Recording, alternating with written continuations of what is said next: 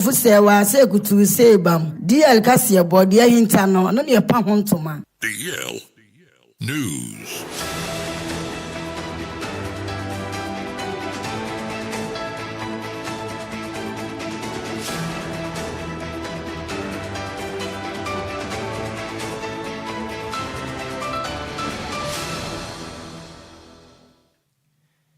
Yamamo akwapa efitru mekanisha yen ewo Facebook kono so na finsi YouTube na kasebo no yemfa emu nkyeremu ensomum yensha kasebo na se emfamfiri epie matemnum na meka sai enkra beto dear kasebo prono so ekyeremu sen enkranhia brane asi endrada ewo epie matem nipa makoma ensia krana na wo nyina da etimi ahwe wo nkwa ewo mra Toyota eye Haze and registration number no eye GS 6374-22 ana kai enampon ene tema kwantempon so eno na ben Akwise Junction ewo lower menya kropo bantamnum na enka ne kire ni say nipa makoma 9 de wo mutumi wuye ewa to hod mamla nkwanhia no esiyem na mienu se de no momode na kopie mu ewo St. Martin de Porres Catholic Hospital ane no wo eye agomenya honom director for hwe omudi na mo se dapi adehye wono mokra enya afiro mo nsa eka mo nipa makoma nsia de omu nyina da etimi ahwere wonom enkwam na mom de kode porte nam so mankwanhye ni se bepem samre de nya de a empanifo atumi hu se free shenkane no ana ba bi onam na kwantempon na enye ma nam so mankwanhye ni se ye de enya de a obiada enim hu bi na mo meka se de enka ne kyeremu se na adehye motika ne mu no binumu ekasa kyere na mufri Martina na wono mukoho ena fofia ntoate no dwara ba mo nam so mankwanhye kosi ye ni makoma ensia de wono nyina da etimi ahwere wonom ekrai na atoyencha bofo kopie mu ekyere nse meka se mo mmode ayi ni pani bia wo mo pepra no gusu ada yare sabia wonom ejara hwe na boa se be ya wo so nkwa empinifo betimi akora so ne weni nkra wodo a efiri epiement mu bani makoma nsia ena ndrada nkwanhie se omu nyina dakra etimi efiri wonom ensem Yantua kasiyabone so na omampani abedi eche Professor Nana Jane Opokwa Agyei ejina omampani anemu ede ya na musifo mu wa abemu anim ende ndra Adjoa do mobɔ modin atimi kɔ eya Nana Kwadwo Agyei wanya ne baabi kɔ na busuafo honom ekɔmɔ mo ya kɔ na yade a eya aban mu mpanifo sanso na soafo ene omabedi eche na abɔ modin aka ya Professor Nana Jane Opokwa Agyei honom ema omobɔ modin etimi ekɔkɔma busuafo ya kɔ na ya Professor Opokwa Agyei Opokwa Agyei eye Nana Jane Opokwa Agyei ekasa na ochemu se eye ade a wabomodin se okọ eye amafoforo so akoye adwuma no wo hono ma no te se eye Nana Kwadwo Agyei eye ade a wabomodin aka ba bia na chese ha adwinye papa no hu ni se wabom man Ghana mu de wo so okoka abusuafo ho no mutimi asu sa ne be yo betimi ama mo hyeden esan se eye Nana Kwadwo Agyei de eye Ghana fo ni na ye first lady ana ono nso so ana ache e wo man Ghana mu ye pa nti na hu behia se obegina ayo mampani anemu etimi akọ abusuafo honom akọmọ mo hyeden na wochiema yade omampani John Dramani Mahama oni eye oman Ghana mu enu nam sunti no ana wontimi emba abusuafo ho nti no wayi ne se ono engina mu ma no no momodian no be ma abusuafo hyeden se ne be yo musu be hu mu hu ni se eye omampani John Dramani Mahama hyeda ana omba na emu meye adwuma bi a wo yenti ana omba omodian be fie honom emba ma abusuafo hyeden na mo kasa anaye ohene ba akwasi abeyi ono anaye abusuapani edema eye Nana Kwadwo Agyei ekasa na ochemu se eye Mrs. Agyei de nanka yade ane hu yeye pa na emom eye yawada no pa ana chese na ne ho dodo ne kakra mo de ne kwa ya sabi oto anananom ewo nsiedu Lumba telefone mu kawa singo mase we de game ani if you say sama atu na ente yensu yanti asamba na mekupo de na meni ha nke ndi number de game so de na obi amete sa sama atu ni ya ba yensu na na ba na me say asambi ho eba na o kasa fon ya na wo numa sam aka aka intini bebreka de beka nse be mamu nyina titiro mofano no monte asenso sɛ nyina so yɛ ho ayi be susu mumu na yenso saa no eba no saa no a sɛ de anim no obia ne ekwan a wafa so a nipa no wahwe na de nti nyina wo kwa fa so yesu no nti ebesre ne nyina nso yema bibia adwebro bibia nye boko na yentimi enja no kwan sadia efta yakase ebetena ne aka na asɛm a ade besaye nyina yenim ade a woye nyina yenim obra wabo nti de beka ne sɛ esre onfansie no ma yenso akokodro de oye ya ye pe ya yenim sɛ bebrebe no yento aso na bi nyina enkoniye ema ye nti nyame fa ne kransi no ma nyina so asomdwe DLFM 106.9 Eniya uti ye eyomampeni abedi eche Professor Nana Jane Opoku Agyei. Yanto Adjoa Agyei Sikapa kase wono so ane yenyira mu ewo apie mantanim. Na meka sei ohene papua edema de hia wonom ewo ebri. Ono asukura ya ne san ye adontehene edema na maten kondwa. Wonom wo akuapem. Ne den ede otubo Jan kwasi a otoso emieno. Na odensema tudwa echiremu a oma yetimi ensem bi hapa efiri samri bi atwam na oma Ghanaian ntesa akram na ba fontentan na bie ne ho nti na ebuo wo man papa bebunu hu opani a obunu pa de ne de sefata nyinada etimi de mane se opani nanso ene ede na ekwaso oma yimen aba fontentan aba enipa kwabra ne tumi nya iPhone kita ne nsem kyese ne omfa nipa emfa nya hwede ne ya burodua pepa ne to tese obuo bakumpo eni omanyimu bio na ekiremu a eba ne se nenne aba fontentan so obia wa de sem ohene bi ho nsem tese ni mpanya bone da obia bone bla papa bi na sabi abai wa ketekete motofia bi ena ba mu abi enya band nti tese omfa baga nya so an wo manyim o kiremu asa na motuo na ekoso no etwe oman Ghana mpuntuo san esan so sku egu oman Ghana ni mu ase ena bio nso oman Ghana ho ba monsem de to esanem yepam na ne se de tudwa emra na wonom ebo moden ya mamre ene amane na wonom eyi ohya na eda twenebo ne de yeso ewo eye odwira fa hya no mama ho kwan mana atodwa ewo ye akuapemem no de nsem de tudwa okire mi se anamontu a mebu ne bi tu ewo be fontentan so no ede susa so bone ede bre oman yi pam otubo Jan kwasi a otoso mienu ekire mi se de na nipa bi ne ne ma be fontentan so ateni efita egu nipa agbobra papa bi wo man Ghana ni mu ase saa ahenfo ka ho amanyofo ka ho asoafo ka ho masebedwofo ka ho bi asofo mpodie yese de wonpepa moto kro momfo mo nya hwe kura mpa wo manyi mu na ekirem sa den mebu nei mafa bi wo fo madia na ede na mu kirei o kirem ehu pa na ba ne sana sempenifu antransia ha dwen nene ukopiam wakuapem a o kirem mebu ni nyina sai sadodo na be fontentan yi so atende sia de o man den bone ben mpenifu ayemo o kirem enye ntimo bomode na munya na motu a mutuem na de adesre e de ato o man Ghana ma mpeni John Dramani Mahama ana afins na matran konwa omom ka bia wom nyane so sra mo ada montena se na monwene nkonkane na afinso monka kire Ghana mebunu ne sei empenifu ase waye bia Agyei yenkase waye bia to ase fese de ekoso no etan so bia bo na bra na peni nye bone bia da obia wade sem na ye ka ayampia aniframa sem atan enya kura emo o Ghana ene ne puntum na se osra da abata so mtete mo mane ye pa na ma bi kwaso a etan abata mo Agyei mo man bebia mo madampo mo nim ana mo tuo bia emo na mo man 820 osra mo ata ana mo bia da emo o Ghana entumi kone mo puntum a emebu ni ma we fonten to ayempare mo nyai na du ba bia ebese o Ghana egu o Ghana ni mu ase ewa mansan edwaso de nsem sei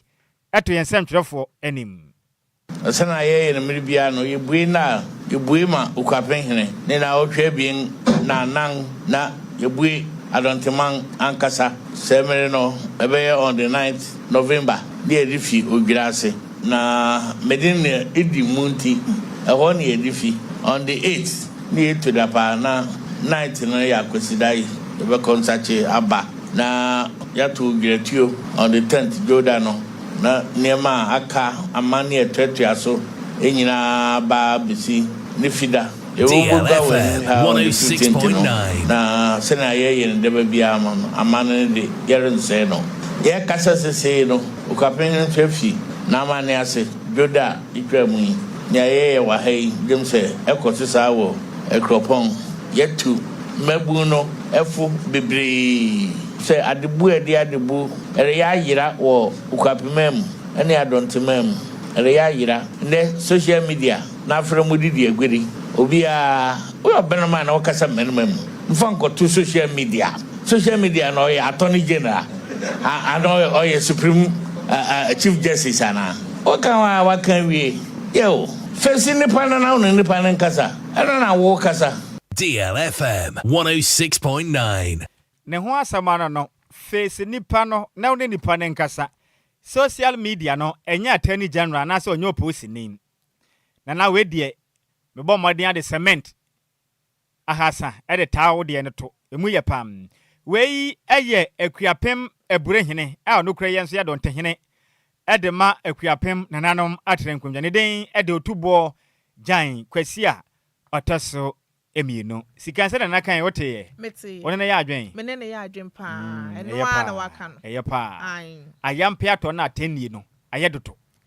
mugu Ghana ni wase too much obi anya boundary once the pe na nsem hunu saa ase ni pani kure oni di yenso ase ni pani kure yim obi abọ no bra papa bi wa bọ no bra bobra no na moto fe bi akwatena be foten tan so ke kansem hunu je nsam a onim ho hwe onim ho ma chimpo na okuni pere ni ma se obi akabi nto no so kabi na me bọ mpa ye se yenya mra bi betuma chichi ni pabdi okogu prison na etena mo hwe ade o mapin ho na de ye kọ no me ye metan ye nto akase bọ no so Yentua Kasiebone so na yade amoba bedua eye nnua beye 50,000 ewo eye mining site no wo achimje dem esan se sabia ye na yade ho akuafo bomodin atimi dua no bai wo ho asese de yade agalamse ni ntini nsase ewo eye Brim Central Municipality ni na atimi asei na sai se hye eba beboa sane ebeyom betimi esade asase no aba sane na etie kane no na yade a eye Brim Central Municipal Assembly for na National Disaster Management Organization any partners of Nature Africa for bekabom akwatete ye nsukamu enu wo ye Brim River ni na sane ebeye ansase asen ni na no omatimi asa manaba ne tebia foforo mu na nsu a asen ne nso no sane na ete kane no atimi abasa na bro mo ne nsɛmtwerɛfo ɛtwetwe nkɔmɔ ɛwɔ abra dwumadie no ɔmoba bebia no ana ɛyɛ country director edema partners of Nature Africa ɛyɛ amofafo study to dwa na ochemu sɛ ɛyɛ ade ansase no asɛ ye panti nkɛbɛboa settlemfo ne so betimi ata ɔmachi na nsu a asɛ wɔ hɔ nim nyinaa no mabɔmɔde ade hyehyɛ ni nyinaa so sɛ ne ɛbɛyɛ a betimi ama na aba ne tibiam sɛ ne na ɛte kane ne san sɛ no nsuo no wosabi kran nya ade betimi dia no aduane ampo sɛ odi besi niema na mpo yakasa wo betimi anom omunsase omudi yekuaye nyinaa na asɛ ni to mbɔmɔde ana omota omachi a ɛyɛ ade asase ne nso no betimi ɛde ayɛ ade papa we na osakasa na ochemu sɛ yɛ ade ɔman Ghana mu die asɛ galamse na nya ade betimi atu ano kwa na emom so mbɔmɔde ade nhyehyɛ yɛ ɔmampani John Dramani Mahama ɛde abetu dwa na ɛno nso bɛboa sɛ ne ɛbɛyɛ galamse no betimi ate so. Mining is Ghana, one of the major contributors to energy. The need to say mining. That's a mining not say assassin or saying how are we going to survive? Because influence within a matter of 10 days, the bush asma MDF kind of mining or mine by yen were not quite pado. Naman yada can mine us. Gold would be Azobusum than good. Also, Nimba Maden good. Also, is Ban Maden good. Them no mains Yanshin Ya obey on them coin 1 hour for that you did for me busy. Eniya wuti ye a country director edema partners of Nature Africa ye amofa Foster. Nanuachi ana municipal chief executive edema Brim Central Solomon Braku kisi chemu se sanhyehyɛ ye omudi be die omayade ye papa na ono akasa mu krampo de ade one nananom ahemfo ani omo mu ka biewom na ye omadwen so betimi ako ade atia galamse no ewo ye ompotem illegal miners aba bitutu amana go hono bebre amana ye death traps nti no assembly no Bimu Central and Robbery say emra ne meboa no na the parties of nature so no ebasa na ya kopemwa ene de aba ija de be say baba be kata sase na ewo Bimu Central ali na so na ye bi so ayen kata so keke e be say rejuvenation just be dua eniema ewo so ama asase dua fa ne ntuma profile na em say ensase se mo hwa ya na chemicals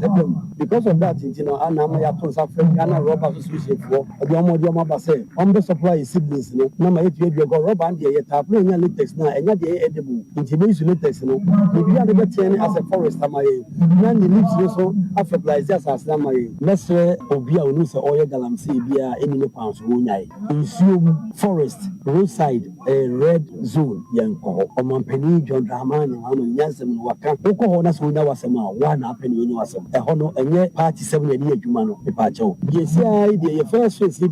ye target 50,000 DLFM 106.9 na ba bi se be hwe asase na ye free set video video de be bia like coconut and so coconut no so no yes they be bia 10,000 and above 10,000 that's the main distribution. Eni ya uti ye Solomon Braku Kusiono ana ye municipal chief executive Edema Brim Central. Yanto akase bono so yenyira mo ewon kran pompone mantem nim na make say works and housing committee a wonom ewo mahebetwam wonom edensema tudwa echiremu a wonom ba befi ase ayenhwemu ede afa ekwan wodo mo fa so masika ene akade ekoye ede ma contractor wono no eye 5 kilometer dansoman sea defense project no womo chiremu a sika bi akọ na adwuma pa contractor ne ye na in fact sikasam ne adwuma ma ye no ebo abira kram na se de todwa emra empenifo mba modern ewo hags eye works and housing committee of parliament ebo nsrahwe ekopion be aya project ne kwaso ne chairman edema committee no eye Vincent upon Asamoah echirema in fact oye so disappointed ne wira ho enti adwuma pa na ekwasa ne nanom nante ene ese nyan ase sebe yedi efunu ekwa musieye ene wantwini nya wantwini nya faminko project peni Ghana sika komisi ena moye ne saa no o kirema contract we etodwa ewo openima abosom etwa yi nida na toso openima usetwa mu pimpim ye ne dunu na mu kire December 2024 ena project ne todwa na azo bepem na ye kase ne dwumadi o matie no enya ni so enkonka na kura den mesa Samuel kirem se committee ne betena se ebisa nsembisa pi na afa ho contract na wasem a so beyi na no wom afenso empenifo do mbɔ mmɔden asɛ contract ne so hyehyɛ bɛ na mede gu apon so mbɛkyerɛkyerɛm na mpenifo bi so mu hu ni pote sɛ Ghana sika bi ɛyɛ enwina fa nipa sase na okyerɛma project we no ɛyɛ $80 million emu odu pa a ɛno no ɛhwɛ ma dansoman sea defense project we no akɔnka na wohwɛ sika pa ɛkɔ na yɛmɛboa na tidal waves ahodo a ɛkɔ na nsuyire fa nipa bi ɔmtete mpoano na yɛmmɔ nipa ho ban a na sa adwuma se ne maya sada lakadasika project se ne de omon pekura opani kirem se yehwe omanim enche bia ho be hia se nsembisa bia koso na mom se me anya atom na contractor yi ana finso nipa bia mo ho bo mu ne se mena bo mo de a o maganam wo mo nkom e be se poso na kirem hwe ade a o ma puna sika de no of the committee generally, the impression is that members were not very satisfied with the extent of work that have been done. Looking at the cost of the project, technically there are a whole lot of issues that members are calling for a probe into the project. We all know that the project was awarded in December, and so far, looking at the extent what the work they have done on site, and you know we just left Blekuso. That was last couple of weeks ago, and if you look at Blekuso, the cost and then the number of kilometers of shoreline that they were supposed to protect. Blekuso is supposed to protect 8 kilometers. This one is 5 kilometers. Even though they were talking about additional revetment, Blekuso also have revetment. And so the cost is an issue, and even how procurement and other technical issues are all issues that members are calling for a probe into the project. So that is what we are preparing, and very soon you hear from the committee that we are not very much satisfied. The project is very, very important, looking at the destruction of the tidal waves. However, there are a whole lot of questions that need some additional answers. And we can only do this when we engage them, and then we probe into the procurement process, even though they are local contractors, how it was procured, even the technical capability of the company. We need to probe into that, because the technical people who went with us saw a whole lot of flaws. They were with us at Blekuso, and they saw that something extraordinary had been done there, but it was lacking down Suman. So these things will have to be done. And I think it's a consensus from the committee. So something will have to be done about it. That's the general impression about Nansuma. It has issues with finances, value for audit, and we may not have the capability of doing the value for audit. So I think the speaker will have to also, it will be a joint referral for us to look into that. And there are a whole lot of issues that I think Ghanaians will be interested in. I have an issue because, one, I commended them because a local contractor, and the project is big, talking about close to $80 million, and they don't even have history. This is their first project. It's worrying. It's worrying. I had Adjoa Agyei we Works and Housing Committee, and no much about Mati and Open Pono, one titani, the day a day, Onimian for Vincent upon Asamoah, Nene and Auti. Yantua Kasiabone no so afọ na hwa adesua ho nsem ewo manga na mu eye Haruna Idrisu ede adesre de abeto awofo anim se omomomode anomudi nhihye ye Ghana Education Service for de abeto efa ye ti a eye mofra ne ye ediko senior high school ni mu ewo ye schools ahodo no wo manga na mu na okasa ewo stakeholder engagement no course ewo National Council for Curriculum and Assessment no course won kran hanom eye adwoada ahini me bosom ne de toso aduonu nso won fimpimienu ane aduonu num ni mu ana odi tugya na ochie mu se san hyehyeye we ebeboa se ne ebenya hyehyese obetimi akoso we school mu onom san so ana pepepe yo na bibia kyese amofra no muni na ayu amuti na mudi ko school ana kyese aye uniform ewo honum to mommodin anomudi hyehyeye a eye Ghana Education Service for ede ababetudwa na yade a Office of Fire Cabinet Secretary ede eye hyehyeye bi ebetudwa chiemu se eye asoafo na mommodin anom hwese mo de asembeto na saban mu mpanifo en hwe san hwehweye ni ma mo mbomodin a emfa nsem no emba meto monten so esansa asoafo bebre na aban enka hwe krampo na makasa aba monten so aba beka na cabinet fo nso echiemu se so munji ntuma hwe na asoafo bi amomodin ama monten so afa mbeto eye atimemfo nanim omomodin ahwe se eye cabinet na nkasa beji atum ansa anomaba monten so abeka. And that's where you are building their emotional intelligence. Then it relates me to my second directives. I see the ladies here are all beautiful. I don't want this here in the secondary school. The very difference of hairstyle. So for purpose of uniformity and for discipline and for enforcing character and preparing them for a tomorrow, after a certain age when they get into tertiary institutions, they are free to wear what kind of hairstyle they want, but not at the basic secondary level. Therefore, I demand the cooperation and support of parents for the GS to strictly and religiously enforce this directive. It's for purpose of uniformity. And as I indicated, tomorrow, if we cave in to hair, tomorrow it will be shoe, the kind of shoe to wear or not to wear, and the next day it will be a different standard of DLFM 106.9. And we expect that parents hand to hand. In my training as a student of sociology, socialization is a shared responsibility between parents and teachers, and therefore we should have that understanding. And then to NACA. Enia uti ye eye Haruna Idrisu no ana ye oswafo hwa adesua ho nsem ewo manganem. Yantua Kasiabone so ene yemfiri nkrabopre mante yemfi ne fankyere mu ewo finfin mantanem. Na nansen ebeto dwa se sea defense won sensem nya akopie mu ewo gomu afete ene mpatem a ene enipa bi etu anwe a twede amponyankopon ode age ban atoban edebo epo eno no wo gomu afete ho se be ya epo no bufure keka ne ho kakra entimi nyiri nko amanfo afiefiem enkotu odomagya pade entu nipa enfenfen ne dam na nipa ma etu anwe yiton mane kwa akoya to yenkyem ede ama omen na watwi mu ena beto dwa say ene Patrick Winnipord in Degu were head of the Eagle Eye Sight Clinic opening bo modern epansem we huntoma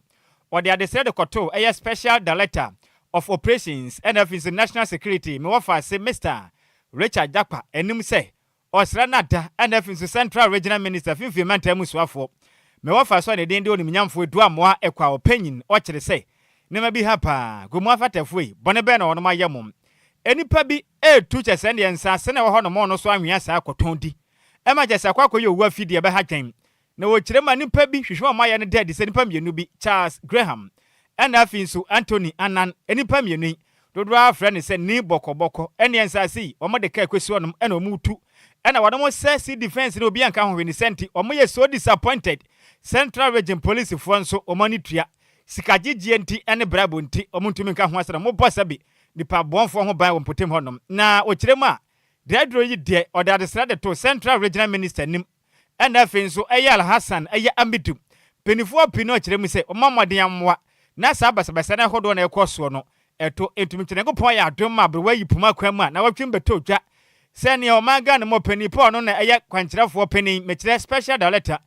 the more presence and afinso national security Mr. Richard Jakpa ko pie mu na no and then they go chirem say in fact na ni agene mo penifo mo de amopan efri say anwya mutu ogomu afete no ebe ha dwuma daach wanhwe apono beba fie ebekum nipa ogomu afete. Yes, His Excellency John Dramani Ma, National Security Special Operation Officer wa here. Yes, Romo. After we doing everything, Regional Minister, Adia here said, this sea defense must to restore back very soon. As a building contractor and as engineer and so on, me very much say Omasanya about 1.5 1.6 to 1.8 cubics. DLFM 106.9 thousand cubics. And I every hanum. It may to restore this one is not easy. But Sabina na semudia eno say omano eyene na yebedi TSM.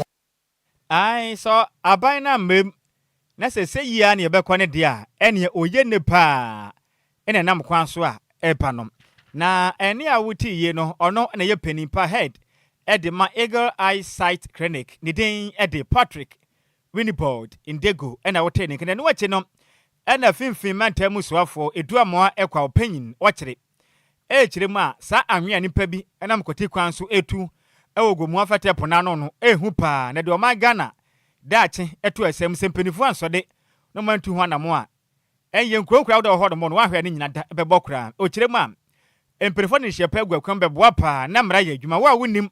na mbeche opa se wutu anwea ogomu afate pona no wahwe a Ghana be yo sepo so wunya dabre ewo so bio bebia ebegina entum de wetu ama watom na ehwa o tele wo started wo dem dwuma okobe mfesi ani ehwa bebia yefi be ya wetu awa babodu ya eja the next 5 months we both two map no kra wa befie ono nti national security payin na nkasa wa hai wa kaza obeya afa ho resecond so ye wo nzama ye hihye wa kwema ye information be ye de man ono nti ye hye mobode orange bia mobeti hu bibi dem obeya ye bobo ye manfo no ye pui mu ban a ombambaye oyene eni a woti ye eye finfin mantem soafo ne den edonum nyamfo eduamoa ekwaw pain okire ena wote ne nkan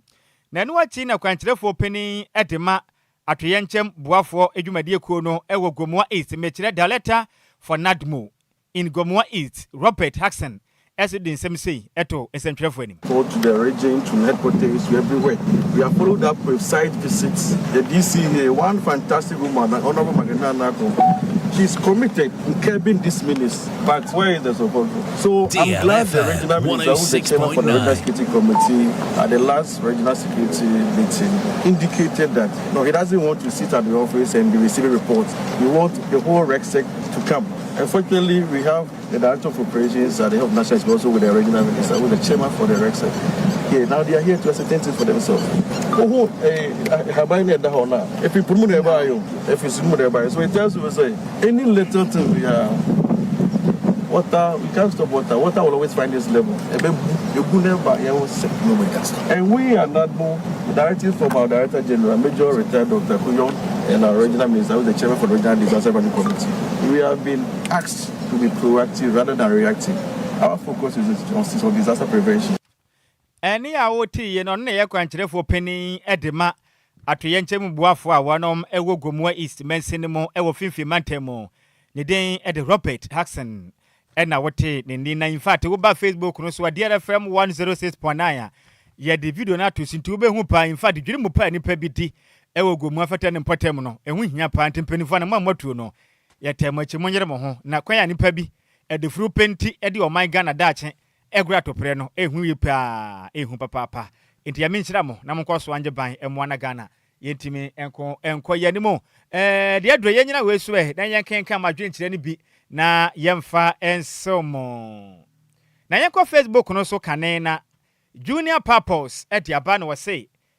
dear in fact mo boadwumaden na Rebecca Safo say oh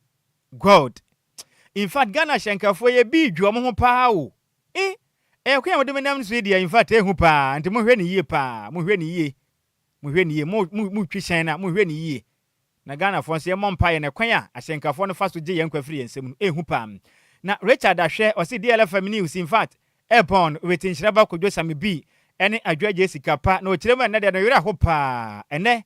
ye papa daddy Lumba ni so de nti ne wira ho papa ontumi nya ne ho hwe ewo DLFM anes eno ewo Bwechire station ho no ma in fact ne wira ho yi pa DJ Ghanaian ni ne wira ko papa medase nyame be cheche wira bibia ba ye fan wate me wo fa ase na Sweet Elizabeth Diabano was good afternoon my handsome uncle Sam any my pride Sikapa in fact nkwanhia ne de ehu pa o so terrible aden so sad Sweet Berry ni Odif Lebanon zone 4 medase was I salute you guys eno wade odo emojis ne de aba me wo fa so odo be nde pa o ena wasantu eja e dey attach when say fire eja ne dere pa oh me that say me what for so dey in fact oye sweet and so den so no anga so the Sweet Elizabeth into oye sweet dada na ni atepam ni sweet ne dey akondon so ampa na Retoben dey aba na say good afternoon wafa Sammy B and Sikapa dear news mall fire eja tuato pa me that say na dole ya jewa je dey aba na say good afternoon wafa Nhyiraba Kwadwo Sammy B any pretty Mina Sikapa ohwe live ready free Christian village achem water the accident idie too much aden debia dankwanhia bone be na Ghana ayem Asante Emmanuel de abano say good afternoon dear news in fact ohwe live ready free Accra Medical Center great job done piao wafas na ni atepa piao no kron ayade mu Mohammed Prince me wafas Mohammed no say good afternoon Nhyiraba Any Sikapa, the news is brazen inside Gomua Kukufu. Oh, kasebone mo de. Kacha de shamo Gomua Kukufu no otuam. Otuam fu micheche wonyina, mchecha otuam fu na Manford fu micheche wonyina. Na Joshua esedu di abana say good afternoon. Yes, mo good afternoon. Augustina Ochre di abana say good afternoon wafa. Meso me Joshua wafa se bam. Na ma se wafa say good afternoon wafa. Otia live edi free oyibi sojaman helper. Sojaman helper na o kirema osrami ada menwehye na danfu ima no Mr. Jamfi o kirema na your birthday so Mr. Jamfi happy birthday go to you o kirense kokwa mu mpa bia babon yankopon ema no mremu na man dada we no enye soronko pa emfamo so happy birthday every na man chense o de ma wofa Mr. Jamfi nyame nhira na woda no onye ne kese pa me wofa ase baba mahama obo ase de aba na ase Dr. dan Dr. Baumia beba 2028 we dey mo amasema obeba wa ma we gina mo amoso ntimate obeba mo amunya ho adwuma wate we dey mene Sikapa ne for the kofitela chi asema comfort bo ache dey aba na say good afternoon wafa Kwadwo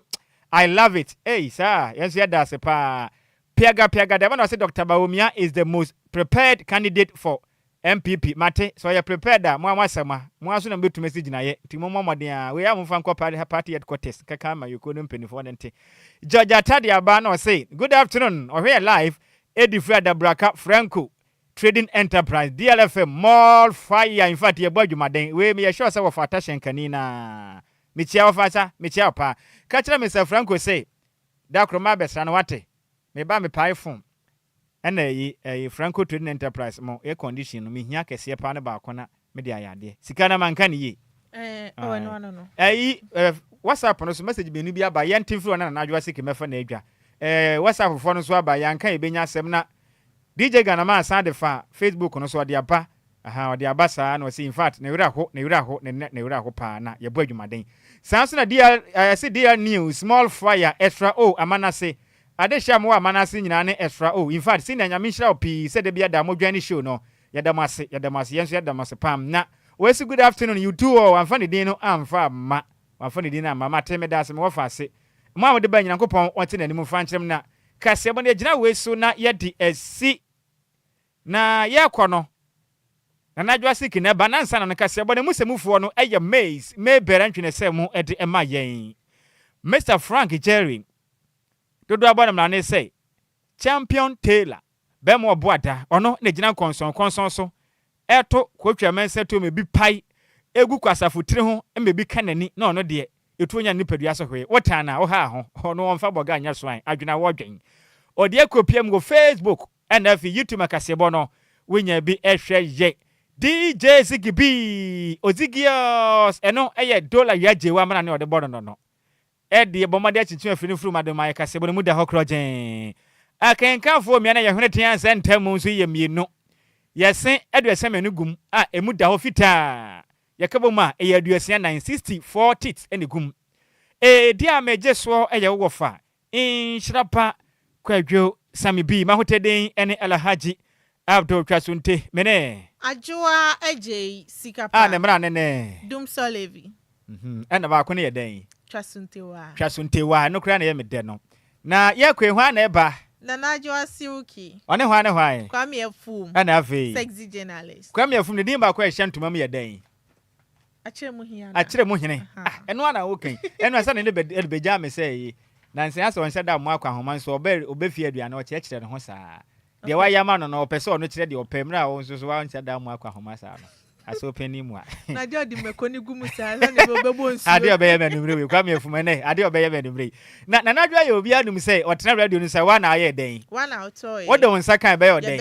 na mra aye den said ye say ye yemfa radio no ye ne aye dia mesre wo na wato but ye tena se yemfa ansanka obedi for mpanifo anim na Adjoa ye obi amfa ne fans nya den eni agro ope fans pa na eda ben ele blada no dwuma de ndi be na da so wo de ba na wabeje afiri ho na dwuma de ade ba ko emu ye de ye me de wo mu pa ye e ba na pa e ba na ye den na pa ohu eno no mu ye me de pa fa odi ne bra na ye nkyerase ye ma wo se de osuba ne tie bia no 90% no be de say 10% pe yeso bia ne nusunti na bia nanka 90 ne de ye kan ye sa ne tie eno ye hwan ne di sa adwuma de no sexy journalist ba poni hima bi feel ne say o kasa no to no bo asesa meti newsroom ho no ma ye udad na me hwa ye me doko se sichire nya sem kuma kra na Adjoa Sikapa mrane san fans na yenko achire mu hima fifi mu hima enkacha hima radio mu ya santua Michael Jackson papa no ne yeko ono ena betena so no de dwumedi ahodo aka no dia dwumedi no atose ba mu nyina mo eni tia adehye